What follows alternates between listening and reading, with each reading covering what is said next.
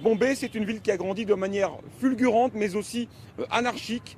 En un demi-siècle, elle a gagné 15 millions d'habitants. Elle pousse dans des directions assez opposées. Bombay, tout d'abord, c'est la capitale économique de l'Inde. La plupart des grandes compagnies indiennes y ont leur siège dans des buildings tout à fait modernes. La Banque centrale indienne y a son siège également. Et puis Bombay, c'est également le plus grand bidonville du monde. Il s'étend au centre de la ville depuis un siècle maintenant. C'est d'ailleurs la première chose que l'on voit en atterrissant à l'aéroport international de Bombay. Le bidonville, c'est une ville dans la ville. Visite guidée tout de suite avec Amanda Jacquel. Au pied du quartier des affaires, ces constructions de fortune sont devenues, bien malgré elles, le symbole de Bombay. Cet océan de tôle et de plastique s'appelle Dharavi.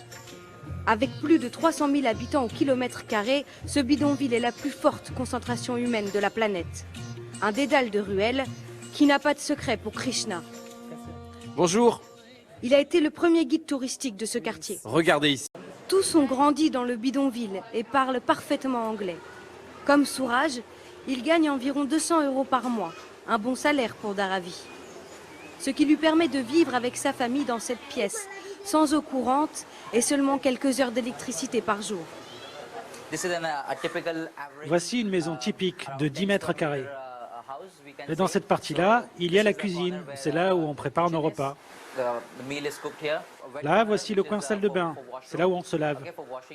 Là, il y a les matelas. En gros, faire visiter une maison de bidonville, c'est pas comme si on devait passer plein de portes. Ici, tout est compacté. 50% des habitants de Bombay vivent ainsi dans des bidonvilles. Des terres qui prennent de plus en plus de valeur immobilière. Régulièrement, des projets de raser le bidonville reviennent. Mais pour Krishna, Bombay sans Dharavi serait comme un corps sans âme. Dharavi, c'est plus qu'un symbole. Je dirais que c'est le cœur de Bombay. D'autant plus que c'est en plein centre de la ville. Un cœur qui n'a pas fini de grossir. La capitale économique indienne attire chaque semaine 3000 personnes supplémentaires.